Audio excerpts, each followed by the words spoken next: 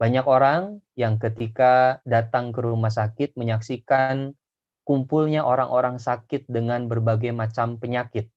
Ada dari mulai penyakit yang ringan, sampai penyakit menengah, dan sampai penyakit yang berat. Bahkan ada orang yang hanya untuk bernapas saja, orang itu begitu sangat kesulitan. Bahkan membutuhkan tabung oksigen per hari. Kalau kita uangkan, ya, itu bisa jadi jutaan rupiah yang harus dikeluarkan hanya untuk bernapas saja pada saat itu. Nah, hari ini kita masih oleh Allah diberikan nikmat sehat, oleh Allah diberikan nikmat hidup, ya, nikmat bernapas dan lain-lainnya, maka syukuri dengan sebaik-baiknya, ya, dengan jalan, ya, menjalankan segala perintahnya dan menjauhi segala larangannya. Hadirin yang dimuliakan Allah, teman-teman sekalian, ya, para dosen agama yang saya hormati, berbicara tentang Al-Quran, ya, sebenarnya banyak bahasan, sekaligus banyak ruang lingkup Al-Quran yang tidak akan mungkin cukup kita akan bahas dalam satu pertemuan ini. Bagaimana tidak, ya, saya akan awali dengan ayat yang populer di telinga kalian semua. Bagaimana Allah memulai di surat Al-Baqarah, di ayat yang kedua. Dzalikal kitabu la raiba fih hudal lil muttaqin. Nah, Allah memulai mengenalkan nama Al-Quran dengan redaksi yang berbeda. Dzalikal kitab. Nah, yang lebih anehnya lagi kalau kita kaji, ya, dan menarik kita kaji sebenarnya dari pandangan ilmu balaghah. Kalimat dzalika kalau kita belajar bahasa Arab itu artinya itu, ya. Tetapi lihat kalian silakan diterjemah Quran masing-masing, ya. Dzalika di sana diartikan dengan ini. Kitab ini tidak ada keraguan. Padahal sebenarnya hakikatnya, ya, isim isyarah yang ada dalam ayat kedua surat Al-Baqarah, ya, itu menunjukkan bukan ini tetapi itu mana sebenarnya. Nah, ada apa sampai Allah memberikan redaksi ayatnya yang sebenarnya menunjukkan Al-Qur'an itu dekat tetapi ditunjukkan dengan isim isyarah dengan arti itu. Nah, dalam ilmu balaghah dibahas bahwa ketika ada suatu subjek, ya, dalam sebuah dimulai dengan isim isyarah, ya, di subjek kalimat dalam sebuah ayat Al-Qur'an diawali dengan isim isyarah, maka itu bisa diartikan sebagai liqasdi ta'zimil musnad ilaih. Jadi maksudnya untuk mengagungkan, ya, mengagungkan si subjek itu. Nah, sehingga implikasinya bisa diartikan bahwa Al-Qur'an ini, ya, adalah kitab yang agung, teramat agung, ya, bagi kita muslim dan sekaligus sebagai mukjizat terbesar Nabi Muhammad SAW. Tapi ternyata Allah punya redaksi lain di ayat yang berbeda. Seperti misalkan dalam surat Al-Isra, Inna hadzal Qur'ana yahdi lillati hiya aqwam. Nah, Allah menggunakan redaksi hadza. Nah, hadza ini, ya, makna aslinya, ya, diartikan sebagai ini, ya. Sama saja isim isyarah tapi penunjukannya adalah ini, ya, menandakan adalah isim isyarah menandakan dekat, ya, ini dekat. Nah, di satu ayat Allah menggunakan redaksi hadza, di satu ayat yang lain menggunakan zalika. Zalika tadi saya bahas artinya sebagai pengagungan, ya, tujuannya mengagungkan Al-Qur'an, ya. Tapi apakah ketika misalkan Allah menggunakan kalimat hadza itu artinya penghinaan? Tidak juga seperti itu. Ternyata, ya, ada pesan yang bisa kita ambil dari penamaan Al-Qur'an, ya. Kadang Allah menyebut dengan Al-Qur'an, kadang Allah menyebut dengan Alkitab, ya. Maka bisa jadi kita tarik pesan literasi. Al-Qur'an yang berarti bacaan, ya. Kemudian Alkitab itu adalah tulisan. Sehingga budaya literasi inilah yang kemudian sebenarnya Islam itu mendorong luar biasa.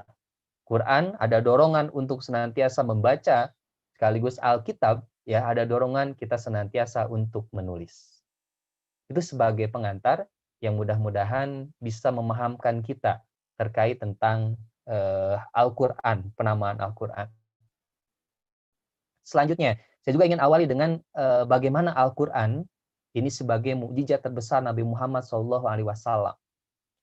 Kalau kita lihat beberapa sosial eksperimen yang dilakukan di Barat yang rata-rata non-Muslim, ya ini sudah dilakukan beberapa sosial eksperimen, ya pernah dilakukan ada beberapa imigran yang berasal dari Timur Tengah yang kemudian berada di Barat, kemudian mencoba menyetel ayat-ayat Al-Qur'an ya di sekitaran yang masyarakat di sana rata-rata adalah non-Muslim.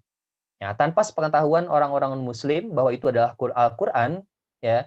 Kemudian ketika ditanya orang-orang non-Muslim itu kemudian menjawab, ya, ini adalah instrumen musik terindah yang memberikan ketenangan, ya, yang begitu sangat luar biasa. Ya, tanpa tahu mereka itu adalah Al-Qur'an. Nah, kalau bukan ini adalah salah satu mukjizat terbesar yang diberikan Allah kepada Nabi Muhammad, ya, maka dampaknya mungkin tidak seperti itu. Ya. Kemudian ada lagi yang dilakukan di Spanyol.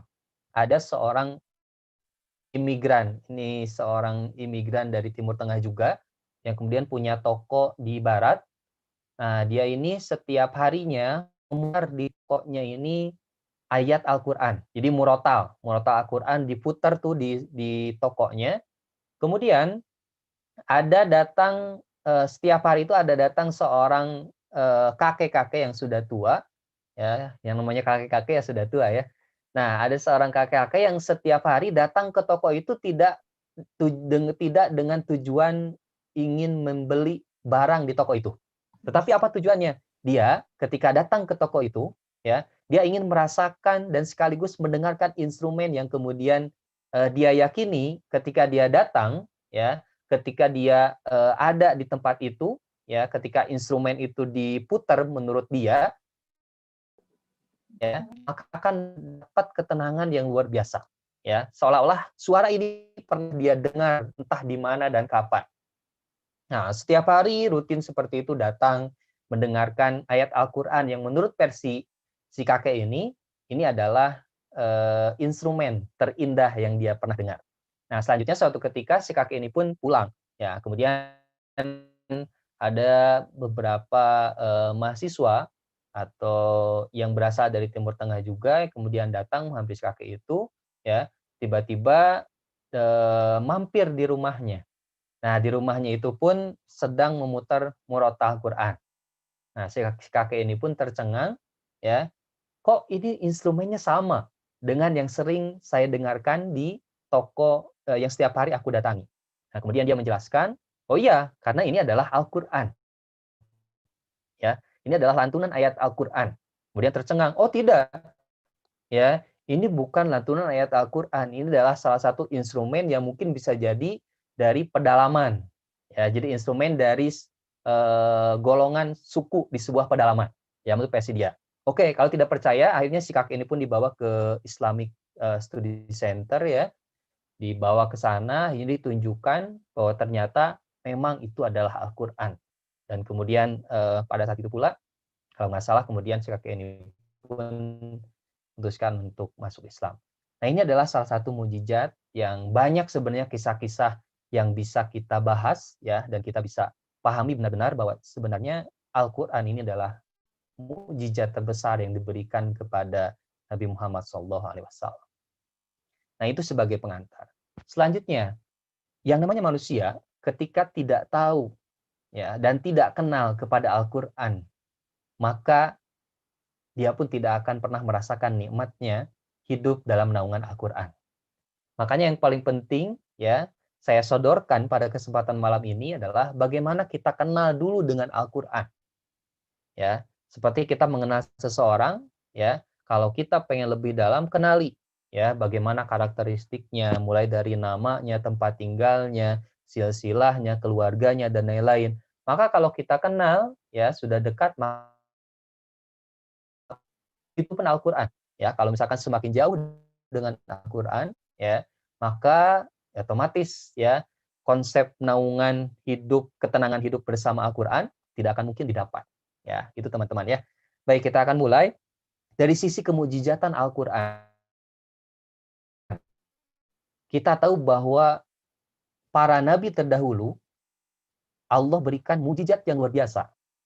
Seperti contoh Nabi Musa alaihissalam diberikan mukjizat dengan sebuah tongkat yang luar biasa, ya, dilomparkan ke lautan, kemudian lautan terbelah dan kemudian Nabi Musa bisa melintas di lautan itu. Tongkatnya dilemparkan bisa berubah menjadi ular besar yang kemudian memakan ular-ular penyihir utusan Firaun pada saat itu.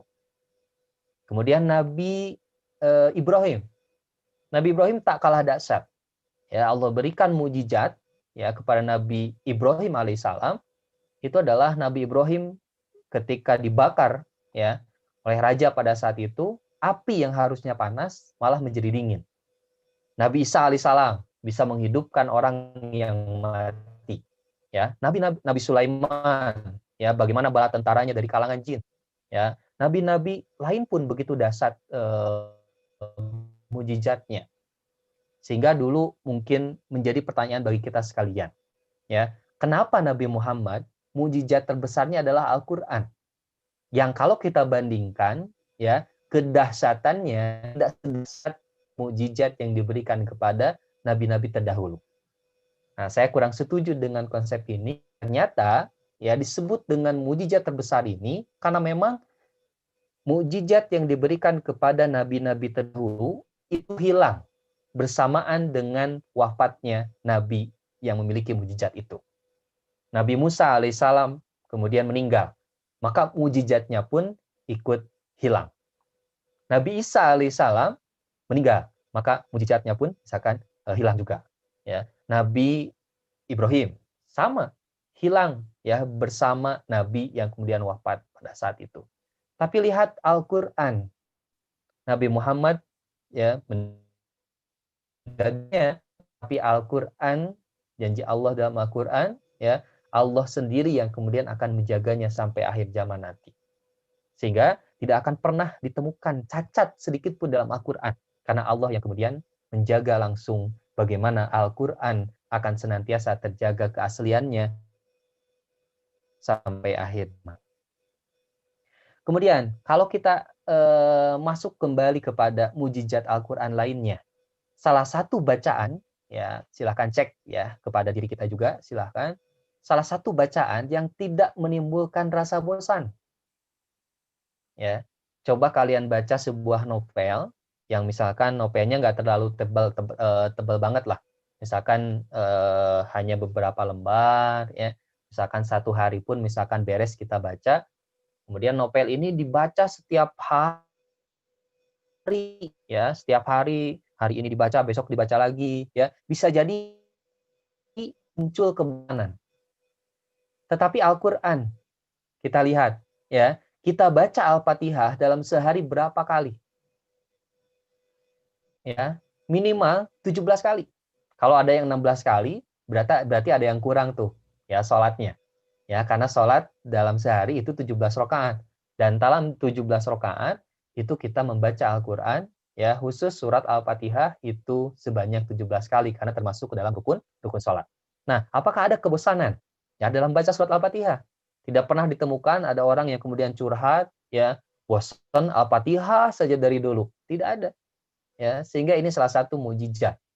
Ya, pembuktian bahwa ini adalah mukjizat, bukan firman Nabi Muhammad, bukan sabda Nabi Muhammad, tetapi ini adalah kalam ilahi. Ya, firman Allah Subhanahu wa taala. Selanjutnya, sebagai bukti ya, saya sodorkan dulu bukti-bukti yang kemudian supaya kita meyakinkan dan lebih kenal dan dekat dengan Al-Qur'an.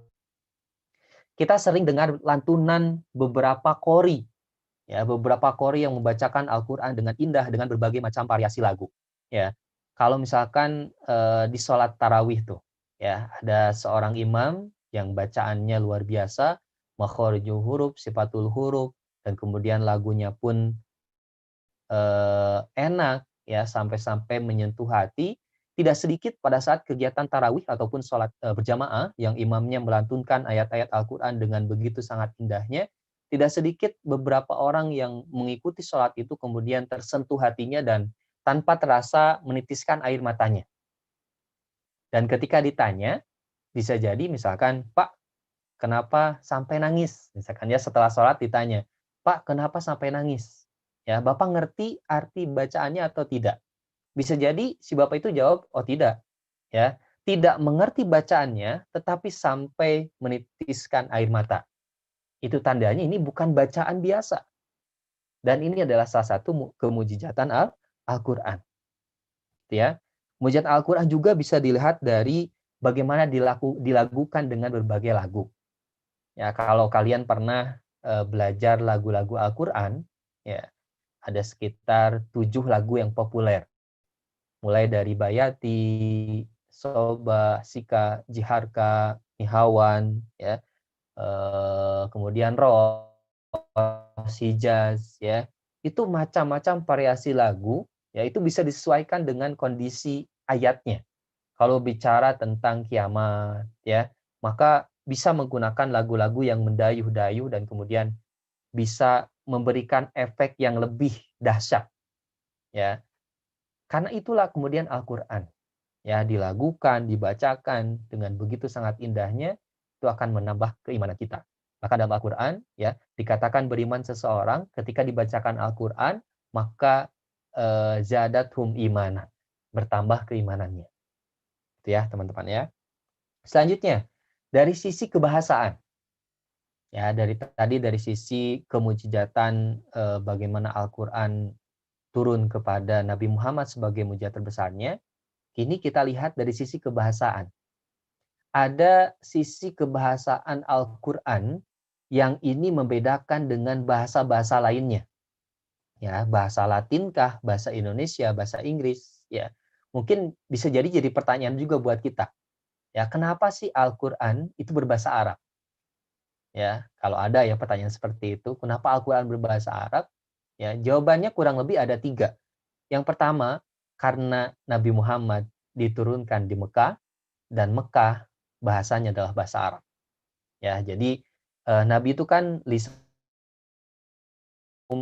ya, tergantung lisan kaumnya. Jadi berdasarkan kaum pada saat itu kan bahasanya bahasa itu. Nah, bahasa Arab dipilih karena Nabi Muhammad orang Arab. Itu alasan pertama. Yang kedua, kenapa Al-Quran berbahasa Arab? Karena dari sisi kepadatan makna, keluasan makna Al-Quran, setiap ayatnya, bahkan setiap hurufnya mengandung makna yang bisa jadi tidak dimiliki oleh bahasa-bahasa lain.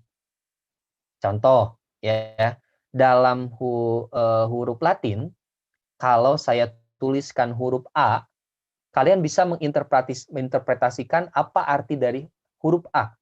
Bisa jadi ada yang kemudian karena sedang ingat sesuatu, ya, misalkan dia interpretasikan bahwa A itu adalah Adam, kan ya, sedang berpikir tentang Nabi Adam. Ada juga misalkan berpikir atau menginterpretasikan A itu akan ada dan lain-lain, kan bisa beda-beda. Tapi kalau misalkan bahasa Arab, setiap huruf bahkan memiliki makna yang luar biasa. Ba bisa diartikan dengan, ya. Kemudian fa maka, ya. La tidak dan lain. Hanya satu huruf tapi punya makna yang luar biasa. Ya. Itu bahasa Al-Qur'an dari sisi hurufnya pun sudah luar biasa. Ya, tidak akan pernah ditemukan ya di kitab-kitab lain, ya, yang dianggap suci lainnya bahasanya seperti Al-Qur'an. Ya, jadi kepadatan maknanya. Bahkan satu kalimat atau satu kata dalam Al-Qur'an itu bisa jadi berbagai makna, ya, sesuai dengan kontekstual ayatnya. Nah, kalau misalkan bicara Al-Qur'an kan nggak bisa juga hanya sebatas terjemahnya saja. Tapi kalau kita lebih kaji tafsirnya, ulumul Qur'annya, kemudian asbabun nuzulnya, ya, itu akan memberikan pemahaman yang komprehensif bagi kita untuk menyimpulkan sebuah ayat dalam Al-Qur'an. Nah, bahasa Arab ini ya memiliki itu, memiliki kepadatan makna.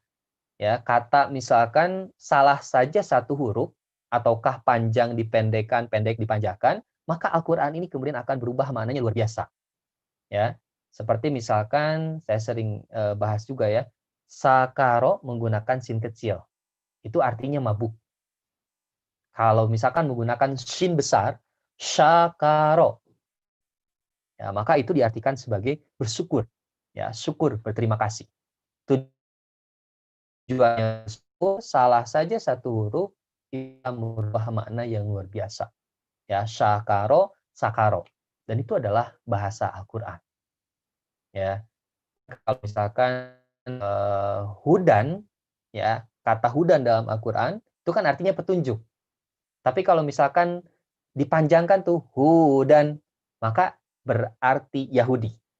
Lihat ya, hanya panjang pendeknya saja yang kemudian tertutup dalam istilah dunia per-MTQ-an, Musabaqah Tilawatil Quran, ya. Teman-teman mungkin ada yang pernah mengikuti atau tidak, ya.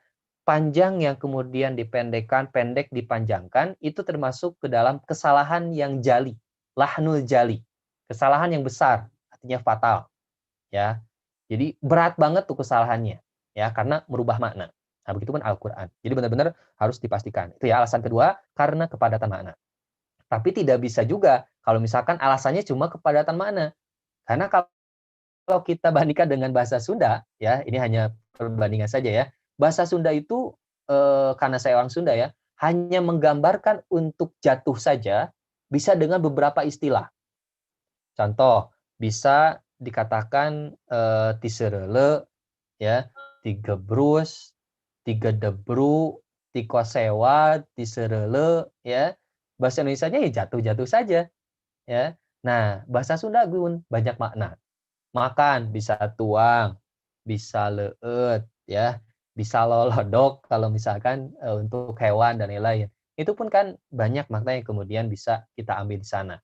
Nah, sehingga eh, alasan Allah memilih bahasa Arab sebagai bahasa Al-Qur'an itu karena dua tadi, ditambah karena dari sisi keajegan kalimat-kalimat dalam Al-Qur'an, ayat Al-Qur'an yang tidak akan pernah berubah sampai akhir zaman. Kita berikan contoh, kalau bahasa Indonesia, ya, bahasa kita nih, ya. Dulu yang mungkin lahir di sebelum tahun 90-an, 80, 70, ya, ataupun misalkan ke bawah lagi, ya. Ketika menulis huruf U hari ini, dulu penulisannya berbeda. Ya, ditulis dengan oe, ya, dibaca U. Soe Karno, dibaca Sukarno. Ketika misalkan oe y oe f, ya, di Yusuf, dibaca Yusuf. Nah, bisa jadi kan seperti itu. Baru beberapa puluh tahun saja, hari ini sudah ada berubah. Ada kalau nggak salah ejaan yang disempurnakan ya, EYD. Seperti itu bahasa Indonesia. Al-Qur'an yang sudah turun ya beberapa abad yang lalu ya, sampai sekarang, sampai hari akhir nanti ya, tidak akan berubah satu titik. Bahkan kalau ada yang merubah ya, ada yang mencoba menyalahkan huruf atau menghilangkan satu huruf Al-Qur'an, itu akan terdetek dengan sangat cepat. Ya, karena Al-Qur'an sudah banyak para penghafal-penghafal Al-Qur'an yang tahu betul ya ayatnya, tahu betul bagaimana runtutan sistematika ayatnya. Nah, itu adalah Al-Qur'an. Jadi 3 alasannya, karena Nabi Muhammad orang Arab, yang kedua karena kepadatan makna, keluasan makna yang luar biasa, dan yang ketiga, yang paling penting adalah karena Al-Qur'an terjaga kemurniannya sampai nanti akhir zaman. Selanjutnya, selain kebahasaan, ya, sisi keseimbangan pun itu bisa menjadi bahan perbincangan di malam hari ini. Ya, kalau misalkan kita teliti, ya, ternyata ini luar biasa. Begitu sangat indah bahasa Al-Qur'an. Ada beberapa kalimat, ya, yang ternyata ketika dipasangkan, ya, itu ada dari sisi jumlahnya yang sama, ya, ada dari sisi artinya lawan katanya pun itu bisa masuk, ya. Seperti saya contohkan, kata panas, ya, dalam Al-Qur'an lawannya kan dingin. Ternyata 4 kali Allah sebutkan dalam Al-Qur'an, ya, kata panas yang berarti panas, kemudian yang berarti dingin pun 4 kali dalam Al-Qur'an disebutkan. Jadi panas, dingin. Lawan kata tuh seimbang, ya, dan jumlahnya sama. Kemudian selanjutnya ada kata setan, ya. Ada Allah menyebut dalam Al-Qur'an sebanyak 88 kali kata setan, ya. Dan lawannya setan adalah malaikat. Ternyata Allah pun, ya, secara matematik, ya, 88 kali, ya, menyebutkan kata malaikat dan menyebutkan kata setan, ya. 88 kali setan versus 88 kali malaikat, ya. Kalau ini adalah ciptaan manusia, bisa atau tidak sampai sedetail itu, ya. Mulai dari pengaturan ayatnya, mulai dari pengaturan tata bahasanya dan lain-lain, itu sangat luar biasa, ya. Selanjutnya kata akhirat. Kata akhirat kalau kita lihat ternyata sebanyak 115 kali, ya, Allah sebutkan dalam Al-Qur'an, dan akhirat itu kan lawannya apa? Lawannya adalah dunia. Dan ternyata jumlahnya sama, 115 kali. 115 kali kalimat Al-Qur'an tentang akhirat, ya, selanjutnya 115 kali, ya, tentang dunia. Artinya kata dunia dalam Al-Qur'an. 115. Selanjutnya, kalau hari, ya, dalam bahasa Arab atau bahasa Quran dikenal dengan yaum. Ternyata sebanyak 365 kali Allah sebutkan dalam Al-Qur'an. Dan kalau kita korelasikan, ya, itu hitungan apa? Hitungan hari dalam satu tahun. 365 hari. Ya, sehingga dahsyatnya Al-Qur'an, ya, semakin harapannya bisa semakin menambah keimanan kita kepada Al-Qur'an. Terakhir ada kata bulan, ya. Kata bulan pun ternyata, ya, diulang sebanyak 12 kali. Dan itu sesuai dengan jumlah bulan yang kita kenal, ya. Mau Masehi ataupun Hijriah, ya, 12 bulan tuh, ya. Januari, ya, sampai Desember, atau Muharram, ya, sampai bulan Islam lainnya jumlahnya ada 12, ya. Dahsyat kan? Luar biasa. Ya, sampai bisa seperti itu dan tanpa kita sadari, dan memang ini adalah kemujizatan Al-Qur'an. Bahkan berita-berita umat-umat terdahulu, ya, bahkan umat yang akan datang, ya, baru kita lihat hari ini, itu adalah beberapa kemujizatan yang Allah yang Allah buktikan, ya, pada dari sisi kebahasaan dan dari sisi bagaimana keluar biasaannya luar biasa. Selanjutnya, Al-Quran ini adalah salah satu kitab yang mudah dihafal. Silakan teman-teman praktekkan. Menghafal Quran itu tidak sulit. Ya, menghafal Quran itu mudah. Yang sulit itu adalah mempertahankan. Jadi kalau pengen hafal sehari satu halaman, bisa saja. Ya, kita cicil setelah ba'da sholat, misalkan 2 ayat, 2 ayat, 2 ayat, ya. Satu halaman bisa hafal tuh dalam sehari. Tapi pertanyaannya, hari ini hafal, besok masih ada atau tidak? Nah, ini yang sulit. Ya, kesulitan para penghafal Quran, ya, itu adalah bagaimana dia istiqomah untuk memurojaah. Nah, murojaah itu yang mengulang, mengulang, mengulang. Dengan istiqomah maka akan mengingatkan terus dengan sebaik-baiknya hafalan, ya, maka akan lebih baik lagi. Itu ya, jadi Al-Quran ini benar-benar harus kita yakini adalah memang ini adalah firman Allah. Ya, tidak ada yang kemudian bisa menandingi dari sisi kebahasaan, ya, dari sisi kemujizatannya. Itu adalah Al-Quran. Ya. Baik, kita akan masuk yaitu terkait tentang kemujizatan. Selanjutnya kita akan mencoba mengkaji, ya, beberapa ayat lah. Beberapa ayat yang kita kaitkan dengan tema kita hari ini tentang nikmatnya hidup dalam naungan Al-Quran. Yang pertama ingin sampaikan ini adalah ayat yang populer, ya, dalam Al-Quran, bahkan bisa jadi anak-anak TK. Bisa jadi anak-anak TK itu tahu dan hafal, ya.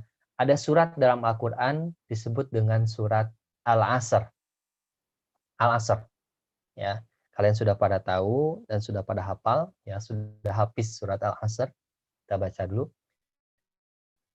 A'udzu billahi minasy syaithanir rajim.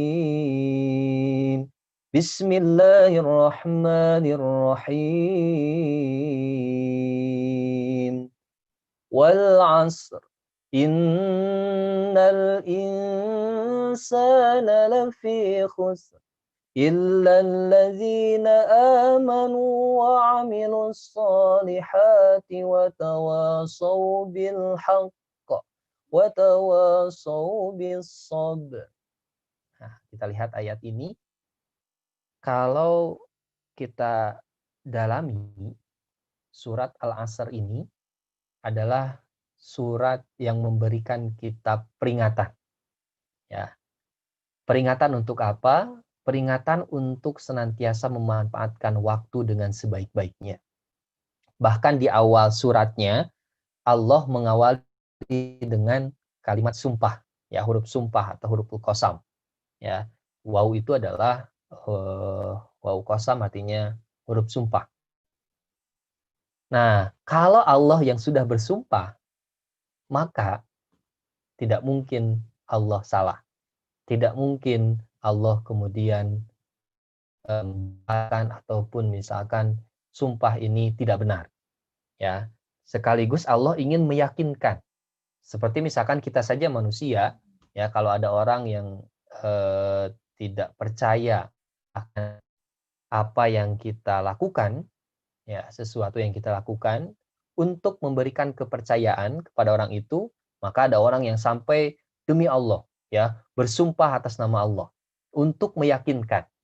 Nah, begitupun Allah, ya, ingin berikan keyakinan yang luar biasa dalam ayat ini, ya.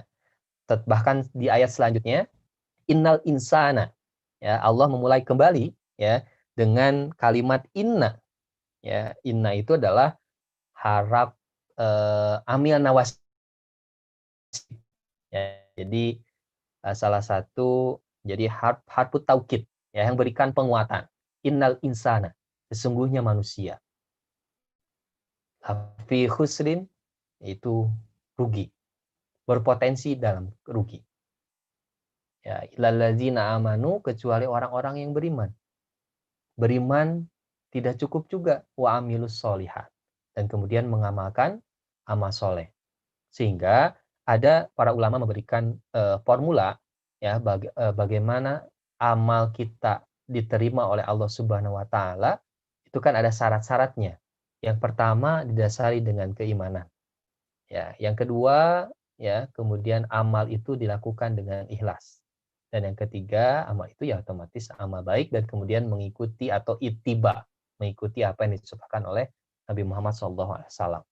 Nah, pertanyaan misalkan, Pak, kalau misalkan orang non-muslim, ya, misalkan orang-orang yang kemudian tidak beriman seperti yang kita imani, seperti apa? Ya, kata Allah, ya, tidak usah khawatir. Wa qadimna ila ma'amilu min amalin faja'alnahu haba'an mansura. Itu dalam Al-Qur'an disebutkan, wa qadimna ila ma'amilu min amalin faja'alnahu haba'an mansura.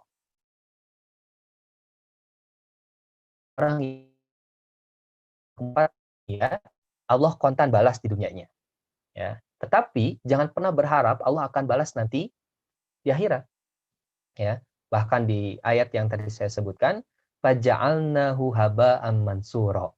Maka amal akan dijadikan seperti debu-debu berterbangan. Jadi pada saat penimbangan tuh proses mizan, ya, kalau misalkan ada tanah itu masih bisa ditimbang. Tapi kalau misalkan debu, ya, debunya itu kemudian ditiup, ya, sampai berterbangan, apakah bisa ditimbang? Ya, tentu tidak, kan? Nah, begitupun gambaran yang Allah gambarkan dalam Al-Qur'an, maka syukur, ya, tadi di awal saya sampaikan, syukur terpenting kita adalah kita dilahirkan, ya, dari keluarga muslim, ya, sekaligus kita beriman kepada Allah, ya, seperti dalam rukun iman itu. Ya, sehingga kalau bicara adil atau tidak, ya, Allah sangat-sangat adil. Ya, orang non muslim yang melakukan amal yang sifatnya dunia, ya, maka Allah akan balas tunai di dunianya. Tapi jangan sampai berharap, ya, nanti di akhirat akan mendapatkan hal yang sama ketika di dunianya. Baik, selanjutnya Kalau kita, masukkan dalam tema kita hari ini, maka seyogianya kita, ya, hidup bersama Al-Qur'an itu, kita harus paham bahwa yang namanya waktu itu akan senantiasa bergulir. Ya, itu wal asr itu, ya, sebagian ulama menafsirkan bukan waktu asar, tetapi waktu yang senantiasa kita lalui setiap hari. Ya, dari pagi sampai siang, sore, malam, pagi lagi, itu yang senantiasa bergulir itu adalah asar. Ya, waktu yang senantiasa kita lalui. Jadi jangan sampai sedetik pun, ya, kita laksanakan, kita lakukan kegiatan kita, ya, yang kemudian melenceng dari koridor yang kemudian Allah kehendaki. Ya, makanya orang yang dikatakan beruntung itu, ya, adalah orang yang hari ini lebih baik dibandingkan hari kemarin. Tapi orang yang rugi, ya, bahkan rugi rugi benar adalah orang yang hari ini lebih jelek dibandingkan hari kemarin. Ya, naudzubillah. Ya, sehingga ketika kita kenal Al-Qur'an, ya, tahu keterangan-keterangan Al-Qur'an, maka tidak cukup dengan tahu, tidak cukup dengan dibaca, maka pelajari, pahami artinya, baca tafsirnya, dan kemudian hayati, tadaburi, dan kemudian amalkan sehari. Maka dengan begitu, kita akan merasakan bagaimana nikmatnya hidup bersama Al-Qur'an. Hadirin yang dimuliakan Allah, teman-teman sekalian dan dosen agama yang hadir pada kesempatan malam ini yang saya hormati. Kembali berbicara dengan Al-Qur'an, maka kalau kita ambil beberapa kisah, ya, sekaligus pelajaran dari beberapa kisah yang diabadikan dalam Al-Qur'an. Seperti kisahnya sebenarnya populer. Ya, ada kisah Nabi Ayub alaihissalam, ya. Kemudian kisah Nabi Isa alaihissalam. Banyak yang kemudian bisa kita ambil pelajarannya, banyak yang bisa kita ambil hikmahnya.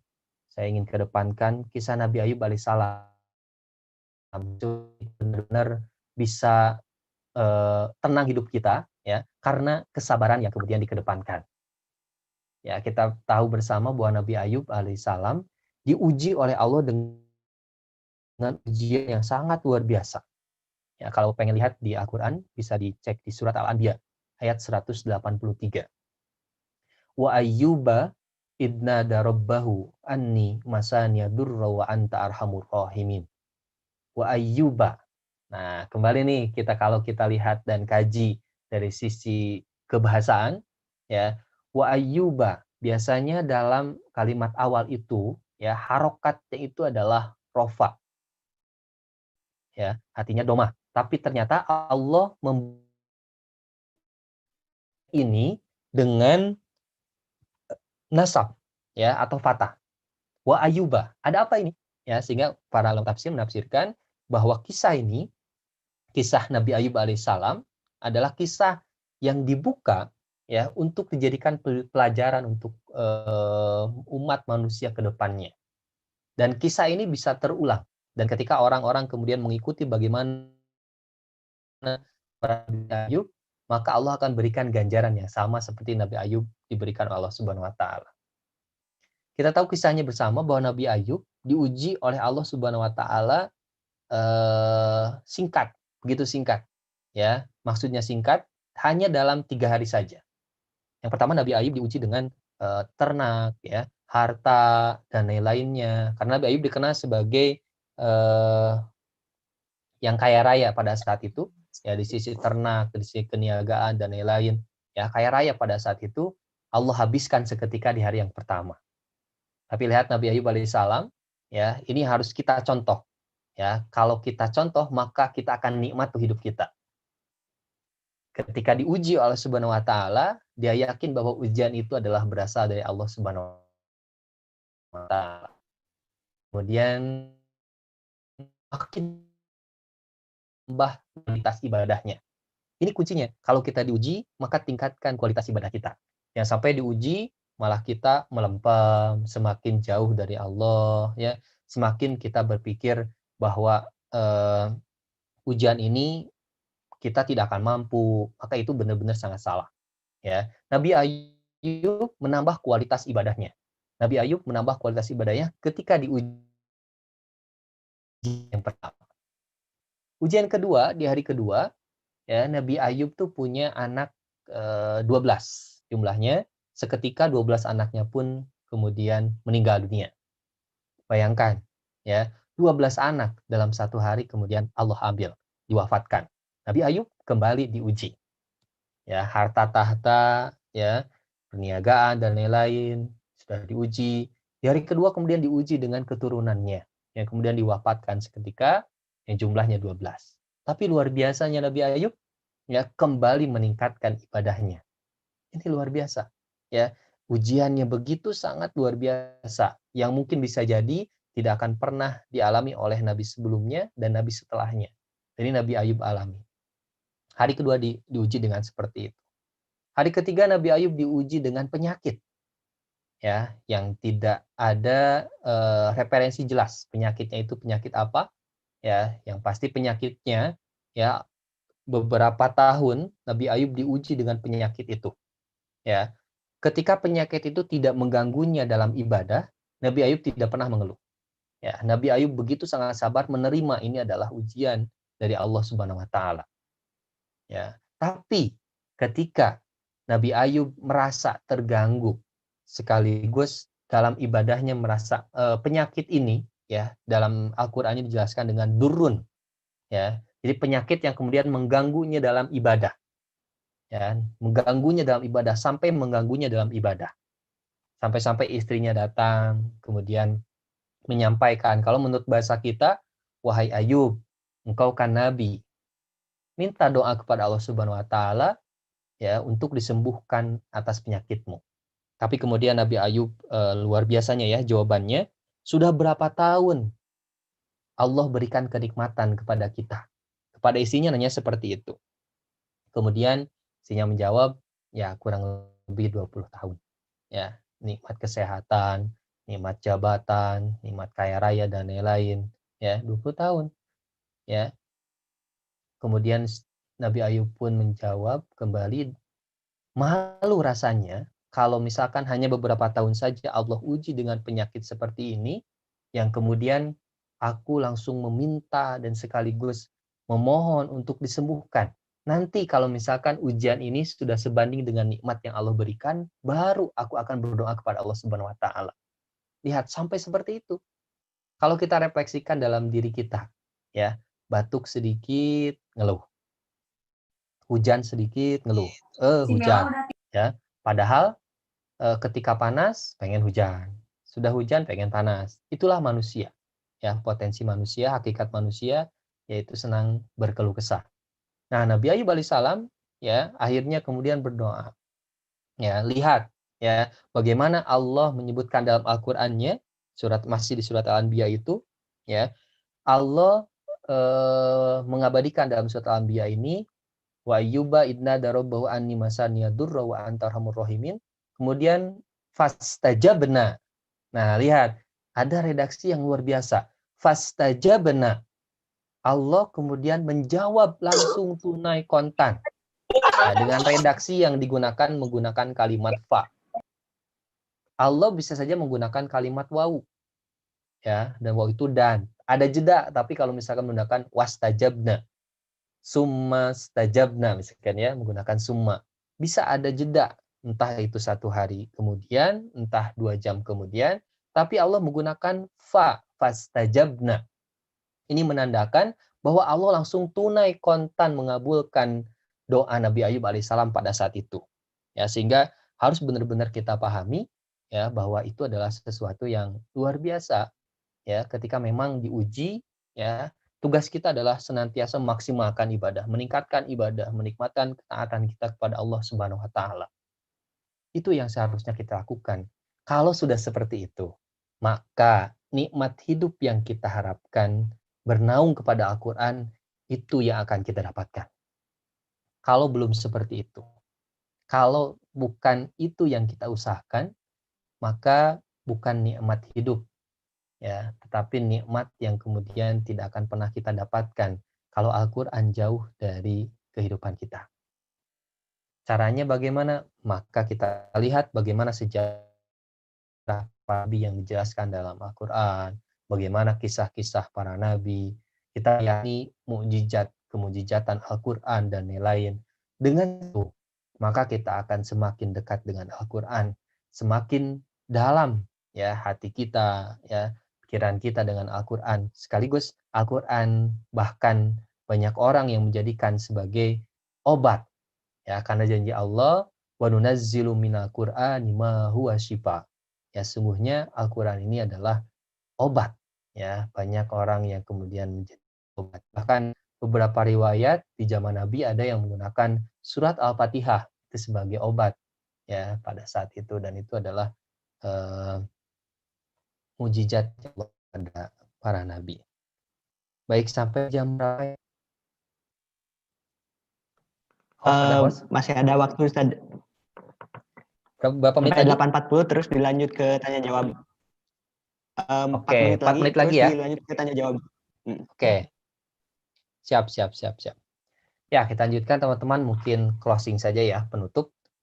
Jadi intinya, kalau kita ingin mendapatkan kenikmatan, terkhusus dalam kehidupan sifatnya, walaupun sebenarnya jangan kita berharap ya dunia ini, kehidupan dunia ini adalah misalkan tujuan akhir kita, orientasi akhir kita. Pada sebenarnya wal akhiratu khairul laka minal ula. Akhirat itu adalah lebih utama daripada dunia. Sehingga sekali lagi bagi kita muslim, nampaknya orientasi hidup kita ya semakin benar-benar diluruskan, jangan sampai kita lupa akhirat, jangan sampai kita takut mati ya, jangan sampai karena orang yang takut mati kan bisa jadi karena memang dia belum siap mati. Tapi kalau misalkan orang yang sudah siap, mau kapanpun Allah cabut, mau kapanpun Allah ambil, kalau sudah siap, maka tidak masalah. Seperti misalkan kita mudik, ya, mudik ke kampung, mudik yang sifatnya dunia, ke kampung halaman, ya, contoh misalkan Idul Fitri nanti, ya, kita akan mudik yang jauh, ya, ke pulau, antar pulau, atau misalkan keluar kota, itu beberapa minggu sebelumnya sudah disiapkan.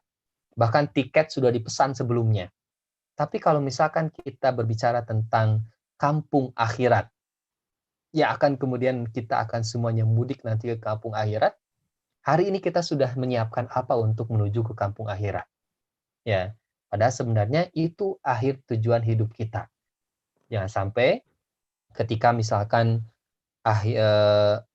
mudik yang sifatnya dunia saja disiapkan dengan sedemikian rupa transportnya, kemudian bekalnya, tetapi mudik yang sifatnya akhirat ya ke kampung akhirat kita tidak menyiapkan. Salah satunya adalah interaksi dengan Al-Qur'an diperbanyak, karena setiap ayat yang kita baca, setiap huruf yang kita baca itu menjadi ladang amal ibadah yang Allah ganjar dengan ganjaran luar biasa. Kita mengucapkan basmalah saja, bismillahirrahmanirrahim ya. Kalau kita hitung ya kurang lebih ada 19 huruf. 19 huruf itu kemudian dikalikan dengan 10 kebaikan. Maka begitu banyak rahmat ya, begitu banyak kebaikan yang kemudian akan kita dapat ya hanya mengucapkan kata basmalah saja. Ya, itu saja teman-teman yang bisa saya sampaikan. Mohon maaf suara saya agak lumayan serak ya karena saya barusan jam 7 dari kegiatan dari Bekasi sehingga langsung ke sini ya. Itu saja teman-teman, kita tutup dengan baca hamdalah alhamdulillahirabbil alamin wallahul muwaffiq ila aqwamit thoriq. Wassalamualaikum warahmatullahi wabarakatuh. Waalaikumsalam warahmatullahi wabarakatuh. Waalaikumsalam Jazakallah khairan. warahmatullahi wabarakatuh. Waalaikumsalam warahmatullahi wabarakatuh. Jazakallah khairan kepada Al-Ustaz Saiful Manan yang telah menyampaikan ilmunya kepada kita semua. Nah, tadi udah dijelasin nih mengenai mujizat Al-Quran, terus janji Allah bahwa Al-Quran itu bakal dijaganya juga sama Allah gitu. Terus tadi juga disinggung mengenai kisah Nabi Ayub dan juga Al-Quran sebagai obat gitu. Nah, buat teman-teman ada yang mau bertanya gak mengenai tema hari ini? Nah, alhamdulillah nih udah masuk dari Syahrul Alim.